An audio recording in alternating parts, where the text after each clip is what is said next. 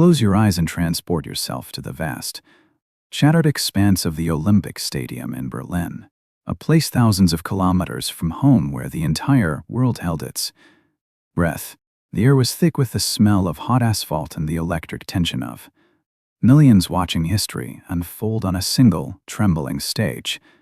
Every nation had fixed its gaze upon the athletes, but one young man from America stood above all others, moving with a speed and grace that seemed almost impossible for a human being to achieve. His name was Jesse Owens, and as he sprinted down the track, he won 4 gold medals in a performance that left the crowd shifting from silence to a roar of complete awe. The world had never seen anything quite like it, yet there remains a quiet, almost secretive part of this story that most people forget to mention today. Before those historic races even began, a young man named Adolf Dassler visited the Olympic Village carrying only a small, humble bag on his shoulder. Inside that simple bag lay a pair of handmade running shoes, crafted with light, strong materials, specifically built to maximize speed for the greatest runner on. Close your eyes for a moment. Imagine the smell of fresh bread coming out of a warm oven. It is a smell that feels like home, isn't it? It is warm, sweet, and comforting. Every culture on earth has its own version of bread. ADI asked Jesse to try them on, and when the American athlete laced them up, he felt an immediate physical transformation wash over his legs and feet. Jesse Owens ran in those shoes and felt the difference instantly, proving that victory could sometimes be found in the smallest, most overlooked details.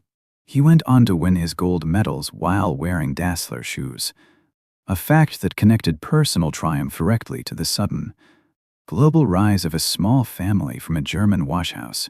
Think about that for a moment. Because a young man who made shoes in a local factory had unknowingly created the footwear worn by the fastest man in the entire world. The story of the Dassler brothers was no longer a local one, but a legend that would soon echo through the corridors of global commerce and sport. The whole world had just seen their work, even if most of the world did not yet know their names or the significance of their quiet invention. This moment changed the trajectory of a family forever, turning a simple craft into a symbol of industrial ambition international. Close your eyes for a moment. Imagine the smell of fresh bread coming out of a warm oven. It is a smell that feels like home, isn't it? It is warm, sweet, and comforting. Every culture on earth has its own version of bread. We must remember that greatness often hides in plain sight within the ordinary objects we use every single day without a second thought. History teaches us that empires are built not just on armies, but on the innovation of individuals who dared to push the boundaries of what was possible. As we reflect on this, consider how the tools we hold today might hold secrets of their own that are waiting to be discovered by future generations. The silence of Berlin has shattered, replaced by a roaring demand that no factory can ignore. Orders pour in like a sudden flood, driven by the desperate need of athletes to win gold medals. The factory expands rapidly, swallowing new workers and heavy machinery into its hungry belly. The horizon seems endless, painting a picture of a future filled with unlimited prosperity for everyone. Yet, beneath the gleaming surface of this golden age, a cold fracture begins to form quietly. The bond between Rudolf and Adolf, once unbreakable, starts to crack under the heavy weight of ambition. Take a close look at the bustling workshop filled with the sharp smell of wet leather and sweat. This scent contrasts sharply with the quiet, icy tension growing in the shadows between two brothers. Machines clatter loudly while men shout instructions across the crowded and noisy production lines. Success feels like a mountain rising high above the valley of their ordinary lives. But every new order brings a new, dangerous question about who rules the destiny of the company.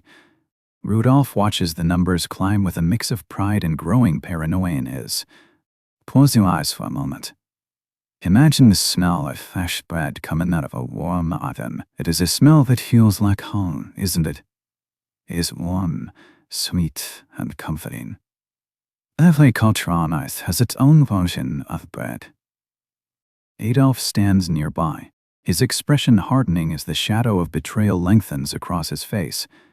The air grows thick with unspoken words that neither brother dares to voice aloud. Trust, once the foundation of their entire empire, begins to dissolve like salt in warm water. History records this moment as the calm before a storm that would change everything forever. Now the future looks uncertain instead of bright, with the promise of endless wealth. If you thought this history was dark, wait until you hear what the next objected to the world.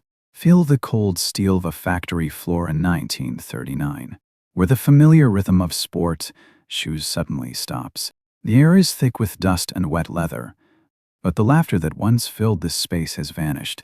Melancholy, tension, and the heavy weight of survival now replace the pure joy of creation for these two men.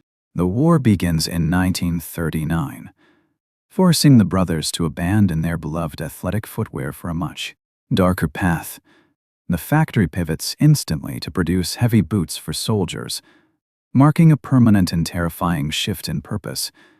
A silent fracture grows between Rudolf and Adolf as trust evaporates into the smoke of conflict and fear. Historians debate the cause. Was it a betrayal to authorities or simply business disagreements that became too large to ignore? Some say Rudolf believed ADI betrayed him to the state in a desperate bid for safety. Others claim old business disagreements finally became too large to ignore and tore the family apart. Their wives argued loudly in the background, their voices cutting through the silence of a changing world. Their trust in each other disappeared completely, leaving only a cold and empty space where brothers used to stand. They stopped talking the way brothers should talk, sharing secrets under the same gray factory lights. They stopped looking each other in the eyes, unable to face the reflection of a broken bond in another soul. The exact reason remains unclear even today, as shadows stretch long across the empty workshop floor. By the war's end, the factory stands, but the bond between the brothers is permanently broken beyond any repair. This turning point changed their lives completely, sealing a fate that would echo through generations of family history. The joy of making shoes for athletes was gone, replaced by the grim reality of making tools for war. We watch as two people who shared everything slowly drift apart until they become strangers living under the same roof. The smell of leather now mixes with the scent of gunpowder and blood, creating a toxic atmosphere for everyone inside. Cold steel boots are stamped out on the assembly line, each one a symbol of the new, brutal reality they face. The distant shouting of wives adds to the chaos, signaling that the home they once knew is now a battlefield. Eyes that no longer meet gaze at the ground, avoiding the pain of confrontation and the truth of their situation. By the end of the war, the factory was still standing, yet the heart of the company had already died. This moment defines the rest of their lives. The brothers sit on opposite banks, choosing to build separate empires rather than fight over their shared legacy in a world still healing from war. Adolf carved a clean identity from his nickname, anchoring his brand in quality and the dedicated athlete who pushed beyond limits. He named his company Adidas, taking the first three letters of his family name and adding his own short, personal moniker to create a name that felt intimate. The logo emerged simple, strong, and easy to remember, featuring three stripes that cut through the noise of the market with quiet confidence. He believed that if you made the best shoe, the world would inevitably find you without any grand advertising campaign or expensive celebrity endorsements. Rudolf crossed the water to chase speed, naming his venture after the swift, proud animal that ruled the savannah and hunted with terrifying precision. He understood marketing deeply and knew exactly how to capture the imagination of a hungry global audience seeking something bold and new.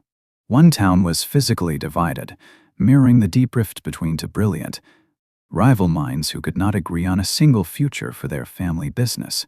From a single family to global icons emerged, forever linked by blood and competition despite their separate destinies and increasingly different philosophies. The town of Herzogenaurach was split, just like the brothers were, creating a landscape of industrial ambition and personal pain that resonated. Through the local streets, you can almost hear the machinery starting up on both sides of the river, each floor humming with focused craftsmanship and distinct ambition toward global domination. The stark contrast between a clean three-stripe logo and a leaping cat defined the visual identity of an entire generation of runners and soccer players.